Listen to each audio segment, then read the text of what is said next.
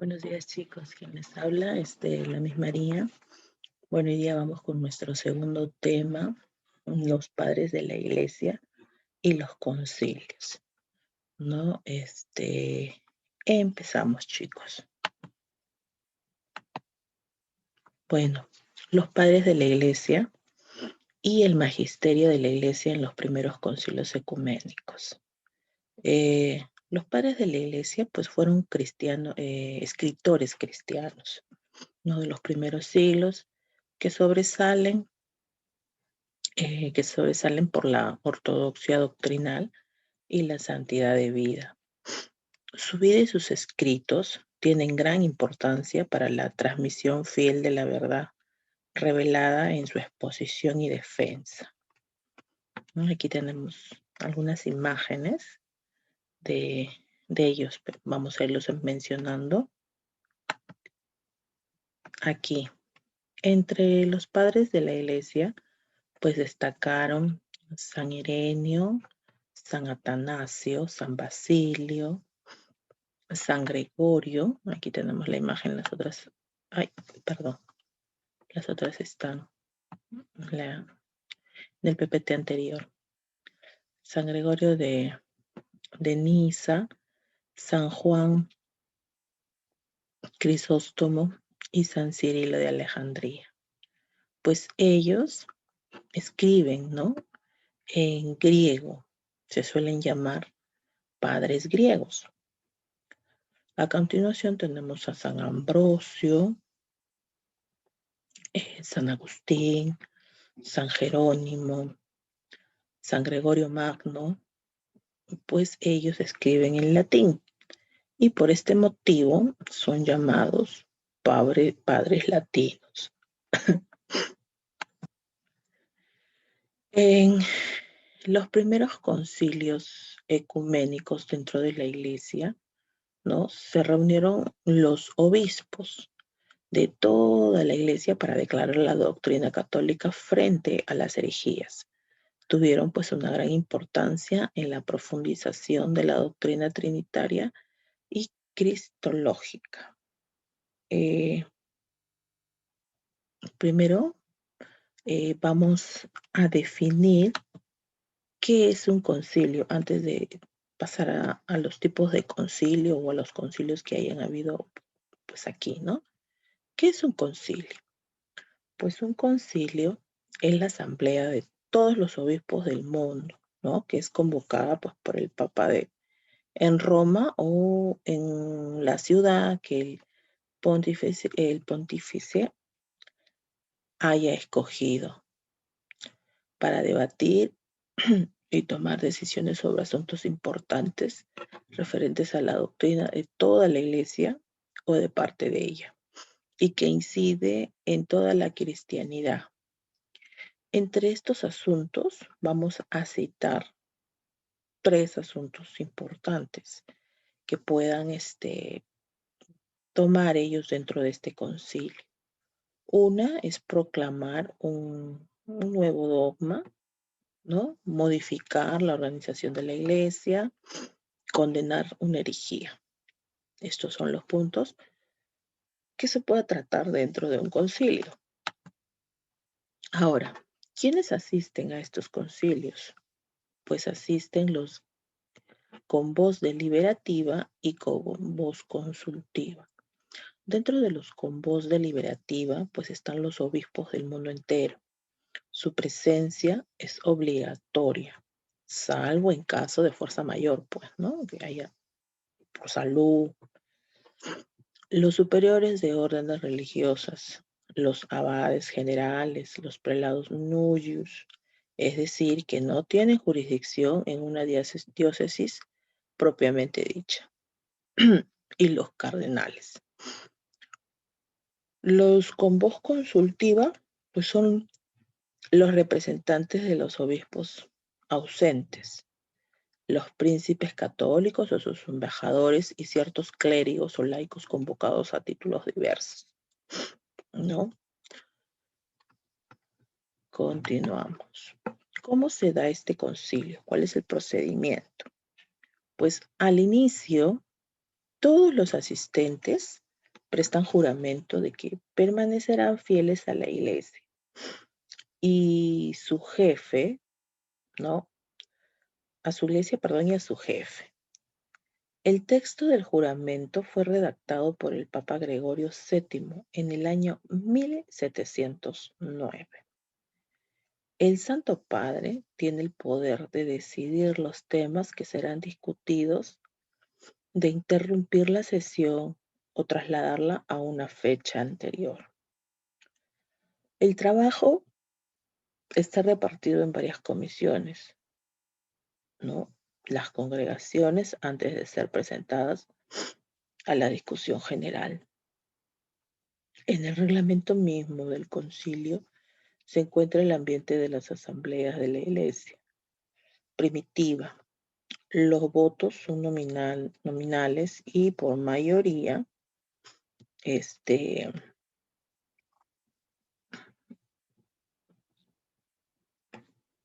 ¿cómo se llama? Por mayoría, pero aunque el Papa reúna a su alrededor solo una minoría, es siempre su punto de vista el que prevalece, ¿no? Él es el que toma, pues, la última decisión. En los primeros concilios, cuya convocación quedaba al cuidado de los emperadores, cada pregunta estaba sometida a la aprobación de los participantes, pues que respondían de la siguiente forma. Por placet, que significaba sí, y non placet, que significaba no. Cuando han recibido la aprobación del sumo pontífice, pues las conclusiones del concilio son promulgadas por un bula. ¿Ya? Continuamos. Dentro de el concilio de Jerusalén se da la reunión celebrada, ¿no? En Jerusalén hacia por el año 50. En opinión de la Iglesia Católica, el concilio más antiguo. Según la misma opinión, fue convocado por San Pedro y en él se eximió a los paganos convertidos al cristianismo de las observancias judaicas, ¿no? Entonces, si yo pregunto, ¿cuál es el concilio más antiguo? O no, ¿qué voy a responder? El concilio de Jerusalén. ¿Por quién fue convocado el concilio de Jerusalén? Pues fue convocado por San Pedro, ¿sí? Ahora vamos a hablar sobre los tipos de concilio. Pues tenemos dos tipos. Uno que es conocido como concilio ecuménico, que al inicio mencionamos, universal o ecuménico. Y el otro, concilio particular. Para que tenga valor, ¿no? Tiene que ser convocado por el Papa, presidido por él o sus legítimos delegados. Tienen que estar presentes o representantes una mayoría de los obispos de la provincia eclesiástica del mundo. Y para la validez de sus acuerdos es preciso como condición, no sine qua non, que es la sanción del sumo pontífice romano. Luego vamos al concilio particular. Cuando es de una nación, un grupo de naciones, una determinada región o provincia eclesiástica. Hoy, más que concilios particulares, suelen convocarse los llamados sínodos o diocesanos o provinciales, según convoquen los obispos y sacerdotes de una diócesis o una provincia eclesiástica. Los concilios ecuménicos durante toda la historia de la Iglesia ha habido hasta el momento 21 concilios ecuménicos, sin contar el de los apóstoles hacia el año 50 en Jerusalén. Todos ellos han marcado verdaderos hitos en la historia de la Iglesia y respondido a urgentes necesidades de orden dogmático, moral o pastoral de la cristianidad. Vamos a hablar sobre los concilios que fueron divididos. A ver, los 8 primeros concilios que se desarrollaron en el Oriente, pues por ser ahí donde se organizaron las controversias, ¿no? Y en el siglo XI, pues el Oriente se separa de Roma, ¿ya? Y los concilios. Después, 13 más hasta el presente se celebraron en el occidente de Europa. Es así, pues, como se dividieron estos concilios. Vamos a hablar de los primeros 8 concilios que se desarrollaron en el Oriente, que son Nicea, Constantinopla, Éfeso, Calcedonia, Constantinopla II, Constantinopla III, Nicea, Constantinopla IV. Aquí, en el concilio de Nicea, pues es del año 325. Aquí en este concilio, pues se condena Río, ¿no? Que negaba la divinidad de Cristo y enseñó que Jesucristo es verdadero Dios de la misma naturaleza que el Padre. En el segundo concilio de Constantinopla, que se da en el año 381, enseñó la divinidad del Espíritu Santo frente al error de Macedonia. Las definiciones de estos 2 primeros concilios componen el símbolo de niceno-constantinopolitano, que se reza en la liturgia. Tercer concilio, todavía es temprano. Se da en el año 431. Aquí condenó los errores de Nestorio. Afirmaba que en Cristo habían 2 personas, una divina y otra humana, y que la Virgen no podía ser llamada Madre de Dios porque era solamente madre de la persona humana. El concilio también enseñó en Cristo que había una sola persona divina y que la Santísima Virgen debía ser llamada Madre de Dios. En el cuarto concilio de Calcedonia, pues en el año 451, aquí se rechazó el error de Eutíquez, que admitía una sola naturaleza de Cristo, ¿no? El monofisismo, que significa pues que admite una sola naturaleza en Cristo, la divina. La Iglesia enseñó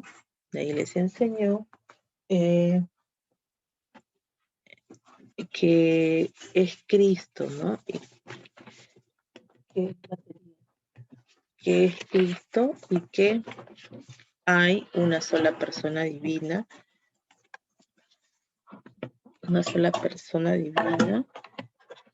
y dos naturalezas.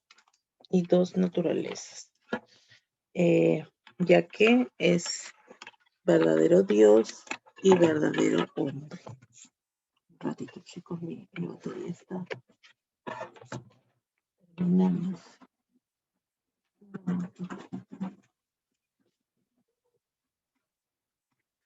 Ay, me asusté. Ya. Verdadero hombre. Luego viene el Concilio Constantinopla II, que se da el 5 de mayo a 2 de junio del año 553. Pues aquí se da este concilio se da contra los 3 capítulos, ¿no? Que condenó a los escritores de Teodoro de Moxuestia y Teodoro de Ciro contra San Cirilo y el concilio de Éfeso. Se confirma pues la condenación de los errores procedentes trinitarios y cristológicos, ratificado el sentido genérico de las definiciones conciliares, ¿no? Se condena también los errores derivados de Orígenes junto con los 3 capítulos, incluido el nestorianismo. Pues aquí estaba el Papa Vigilio. Aquí en el siguiente concilio de Constantinopla III, que se da el 7 de noviembre del año 680 al 16 de septiembre del año 681. Aquí este concilio se da contra el monoteísmo. Pues los representantes, aquí está Papa San León II y el Papa San Agustín. Aquí se condenó solemnemente la herejía de quienes admitían en Cristo 2 naturalezas, pero una sola voluntad, ¿no? Los monoteístas. Luego tenemos el Concilio de Nicea II, que se da el 24 de septiembre al 23 de octubre del año 787. Pues aquí tenemos al Papa Adriano I. Aquí este concilio se da contra los iconoclastas. Se refiere pues a aquellas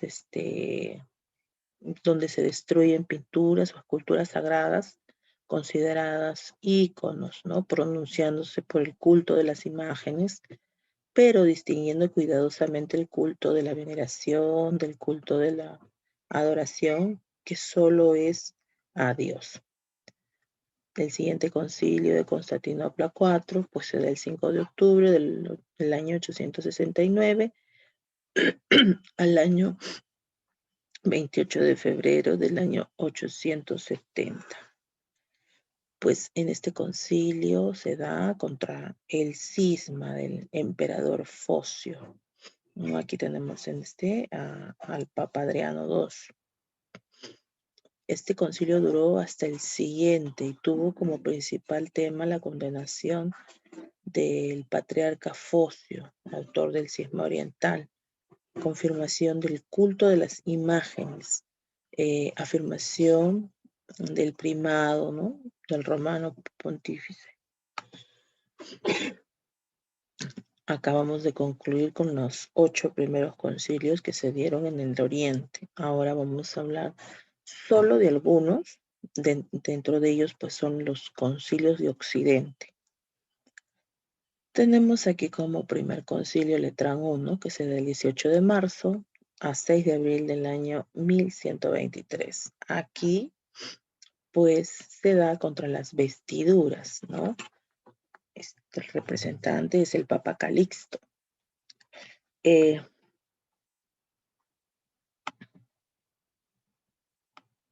A ver, un ratito.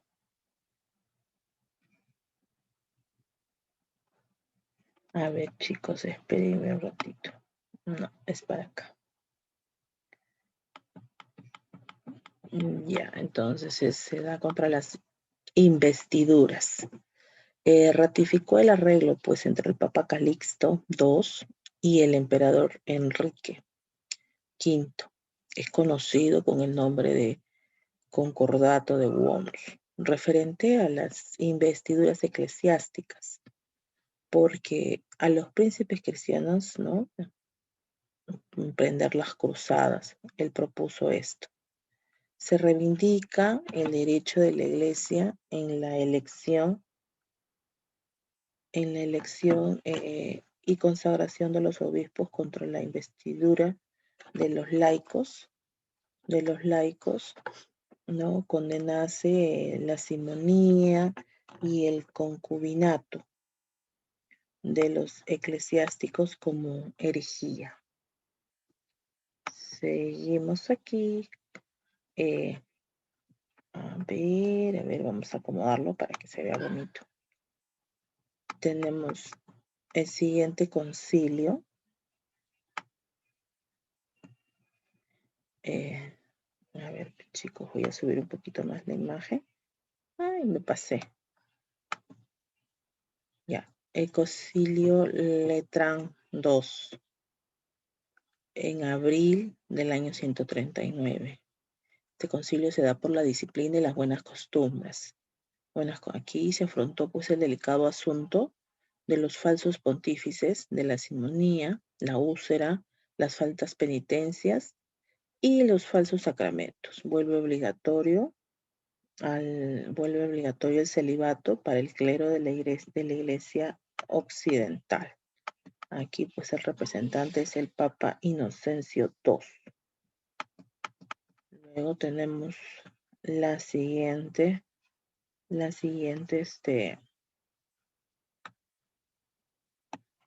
vamos a ver,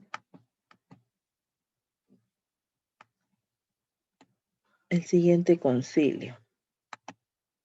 Concilio Letrán III, que se da en marzo del año 1179. Pues aquí se da contra los albingenses, cátaros y valdenses. Aquí se excomulga a los varones que en Francia apoyaban a los cátaros. Normas para la elección, el Papa, ¿no? Mayoría, el 2/3 de la designación de los obispos. Edad mínima, 30 años. Se dan nuevas leyes también contra la simonía.